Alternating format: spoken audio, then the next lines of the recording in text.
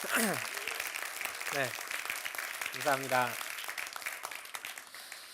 네, 여기 동전이 있는데요. 여기 100원짜리 동전인데 굉장히 작죠. 근데 이 동전이 제가 이렇게 두면 떨어집니다. 그리고 두 번째 동전이 여기 있습니다. 이 동전을 제가 놓으면 어떻게 될까요? 똑같이 떨어집니다. 아, 동전 왜 떨어졌죠? 중력 때문에 떨어졌습니다. 네, 이 중력이라고 이거 동전을 놨을 때 떨어진다라고 하는 이 중력 때문에 떨어진다라고 하는 법칙은 누가 만드셨을까요? 하나님께서 만드셨습니다. 우리나라에서 이 동전을 놓으면 떨어지고 유럽에서 이 동전을 놓으면 안 떨어질까요? 똑같이 떨어집니다. 여기서 놓으면은 좀 덜 빨리 떨어지고 어딘가에서 놓으면 좀 더 빨리 떨어지고 이런 일이 있을까요? 그런 것도 없습니다. 어느 곳에 가나 그 법칙은 존재합니다. 그리고 하나님의 법칙은 하나님께서 만드신 이런 자연 법칙들은 거의 예외를 두지 않고 우리 삶 어느 곳에서나 동일하게 적용이 됩니다. 영어를 공부하는데도 역시 마찬가지입니다. 영어를 배우는데도 이 법칙이 있습니다. 그런데 그 전에 한 가지 제가 얼마 전에 이제 결혼하게 돼서 이제 제 아내가 되었지만 연애하던 시절의 얘기를 잠깐 먼저 드리도록 하겠습니다. 회사에서 미팅이 한 6개가 있었습니다. 6개의 미팅을 다 끝내고 났는데 그중에서 한 가지의 미팅이 잘 되지 않았어요. 제가 원하는 방향으로 잘 되지 않았습니다. 이제 회사 일정을 다 마치고 제 여자친구가 있는 분당으로 이제 경부고속도로를 타고 운전해서 내려가는 제 기분이 어땠을까요? 굉장히 좋았을까요?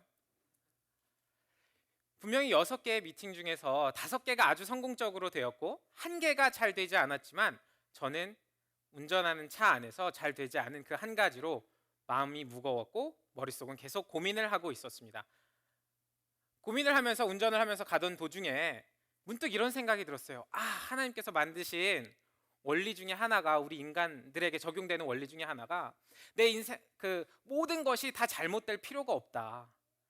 6개의 일이 있는데 그 중에서 5개가 너무 잘 되고 1개가 안 되면 이 5개의 잘 된 것이 안 된 한 가지를 대체하지 못하는구나. 내 마음의 평화가 지켜지지 않는구나라고 하는 그런 생각이 들었어요.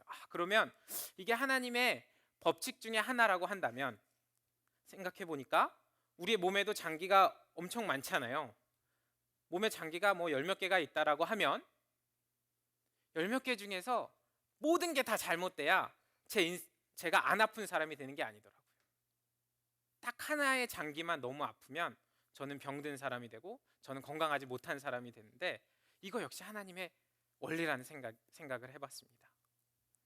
그렇다고 하면 당시 이제 결혼을 앞두고 연애를 하고 있었기 때문에 어떻게 해서든지 내 인생을 행복하게 주님 안에서 끌어가야 한다라는 많은 고민들을 하던 도중에 어떻게 하면 나는 행복하지 않을까? 어떻게 하면 나는 행복할까라는 고민을 하게 됐었는데요. 그때 이런 생각이 들었습니다. 그러면 내 인생을 구성하고 있는 것은 무엇이지? 생각해 보니까요. 제 자신, 그리고 제 주변 사람들, 그리고 제가 살아가는 환경, 비즈니스를 포함한 제가 살아가는 환경, 그리고 창조주 하나님과의 관계. 제 인생의 어떤 부분도 이 4가지 카테고리 바깥으로 나가지 않는다라는 생각이 들었습니다. 운전하면서 한 생각들이에요. 이 4가지 중에서 한 가지라도 제가 잘 지켜내지 못하면 행복할 수가 없겠다. 마치 건강한 장기 9개가 아픈 장기 하나의 고통을 없애주지 못하는 것처럼 제 몸이 건강하지 않아서 밤에 잠을 못 자는데 비즈니스 너무 잘 되고 제 가정하고 너무 화목하고 하나님과의 관계가 좋다고 해서 행복할 것 같지가 않은 거예요. 건강이 아파서 잠을 못 자는, 매일같이 잠을 못 자는 그런 상황이 되면 행복할 자신이 없습니다. 몸은 건강한데 비즈니스도 너무 잘 되고 신앙생활 열심히 한다고 하는데 제가 가정을 외롭게 하는 가장이 된다라고 하면 행복하지 않을 것 같다는 생각이 들었어요. 몸은 건강하고 가정도 잘 지켰는데 오늘 당장 먹을 게 없고 오늘 잘 곳이 없어서 힘든 상황이 되면 그렇다고 뭐 신앙을 하나님 앞에서 지켜가면서 간다 그래도 행복할 자신이 없었습니다. 위에 세 가지가 다 돼요. 몸도 건강하고 가족도 너무너무 좋고요. 비즈니스도 너무 잘 되는데 창조주 하나님과의 관계가 없는 삶. 정말 피폐해져 가고 성경에 나오면 그 결과들이 나오는데 결코 행복한 삶을 살 수 없을 거라는 생각이 들었습니다. 너무너무 잘 되는 인생의 한 가지의 부분이 안 되는 하나의 부분을 대체할 수 없을 거라는 생각이 들었습니다. 그래서 이런저런 생각들을 막 하면서 이제 차를 운전하고 드디어 제 여자친구가 일하던 학교를 도착하게 됐습니다. 그리고 고속도로에서 30분 동안 생각했던 이 생각들을 여자친구에게 나눴어요. 야, 이런 네 가지 부분이 있는 것 같은데 이 네 가지 중에서 한 개라도 무너지게 되면 그렇게 행복할 것 같지가 않다. 네 가지 그럼 우리 어떻게 지킬까? 먼저 첫 번째로 내 생각에는 시간을 나눠서 네 가지를 다 내가 틀 안에서 지켜가야 되겠다라는 그런 생각을 했습니다. 그래서 저희가 약속한 게 있어요. 첫 번째, 우리 몸을 위해서 제 여자친구는 당시에 아이스크림과 초콜릿을 흡입하는 그런 아이였는데 앞으로 우리가 초콜릿하고 아이스크림은 아주 특별한 날 아니면 끊자. 튀긴 음식 피하자. 그리고 일주일에 2번씩 같이 운동하자. 두 번째, 주변 사람들과 우리 가족들과의 관계를 우리는 어차피 연애를 하면서 그래도 자주 만나니까 매주 화요일 날은 어머니의 날로 해서 우리가 각자 집에 가서 부모님들하고 시간을 보내자. 저녁 때 일 끝나고 딴 거 하지 말고. 세 번째, 비즈니스는 뭐 저도 워낙 열심히 하고 있고 제 아내가 된 그 친구도 일을 열심히 하고 있는 친구였기 때문에 그거는 뭐 우리가 더 이상 더 열심히 하려고 한다면 그 뭐 특별히 열심히 할 건 없다. 네 번째, 주님과의 관계, 창조주와의 관계. 그래서 여자친구랑 결심한 게 일주일에 매주 월요일 날은 저녁 때 만나서 성경 공부를 하고 수요일 날은 찬양 집회를 가고 금요일 날은 새벽 기도를 가고 주일 날은 같이 예배를 드리고 그렇게 결심을 하고 이제 여자친구와 연애를 계속 하다가 얼마 전에 목사님께서 소개하신 대로 3주 전에 결혼을 하게 되고 이제 신혼여행을 가서도 그곳에서도 매일같이 같이 말씀 묵상한 거 제가 3장 묵상한 거 3장 묵상하면 제 아내는 4장 묵상하고 그리고 가서는 이제 특별한 날이기 때문에 저희 아내와 저는 초콜릿과 맛있는 것을 마음껏 먹고 왔어요. 그리고 이제 오늘부터 다시 돌아온 3일 전부터 다시 못 먹는데요. 참 이렇게 삶에서 어느 한 월등하게 나은 한 부분이 하나의 안 되는 부분을 우리는 대체할 수 있을 거라고 생각하는데 그것이 사실이 아닌 것을 우리가 돌아볼 수 있는 것처럼 영어를 배우는데도 역시 약간의 지혜가 필요합니다. 그 원칙이 있습니다. 한 가지 안 되는 것이 한 가지 너무너무 잘 되는 것이 한 가지 안 되는 것을 대체하지 않는다는 것이죠. 영어를 말하기에 대해서 영어를 말하고 영어를 배우는 것에 대해서 많은 theory들이 있습니다. 그렇지만 그 중에서 가장 중요한 것은요. 굉장히 생각보다 너무너무 심플합니다. 첫 번째로는 단어를 알아야 됩니다. 맨날 쓰는 단어를 알아야 합니다. 참 아이러니한 게요. 이제 강의를 하면서 이런 질문을 합니다. 여러분 원숭이 뭐예요? 그러면 monkey. 코끼리는요? elephant. 사자는요? lion. 다 대답하십니다. 그럼 저는 박수를 쳐드려요. 근데요. 저리 가 있어. 영어로 뭐예요? 저 위에다 두세요. 영어로 뭐예요? 잠깐만 가지고 계세요. 뭐예요? 사람들이 아까 사자 뭐예요? 코끼리 뭐예요? 얼룩말 뭐예요? 했을 때 다 하시던 분들이 걸어두세요. 영어로 뭐예요? 붙이세요. 영어로 뭐예요? 접어보세요. 영어로 맨날 쓰는 뭐 아까 우리 선생님께서 합창단 하셨는데 소프라노 맡으세요. 알토 마타가 영어로 뭐예요? 그러면 이제 헷갈리시는 거예요. 신기하게도 단어를 알아야 영어를 하는데 맨날 쓰는 단어는 잘 몰라요. 들고 있어요. 그럼 버벅대세요. 이거 내가 맡았어요. 버벅대요. 1년에 코끼리란 단어 몇 번 쓸까요? 1년에 사자란 단어 몇 번 쓰죠? 다 알아요. 1년에 아프리카 가거나 동물원에 가지 않으면 쓰지 않을 단어들은 다 외우고요. 맨날 쓰는 단어들은 안 외웠습니다. 당연히 영어를 말할 때 잘 안 되죠. 문제가 있습니다. 두 번째로는요. 그 단어 맨날 쓰는 단어들을 일단 우리가 알게 되면요. 그 단어들을 연결할 줄 알면 됩니다. 단어들을 연결할 줄 알면 돼요. 내 현재 상황을 표현할 때 단어들 2개, 3개, 4개가 연결할 수 있는 방법을 알면 되고요. 과거 상황을 표현할 때 2개, 3개, 4개의 단어를 연결할 줄 아는 방법을 알면 됩니다.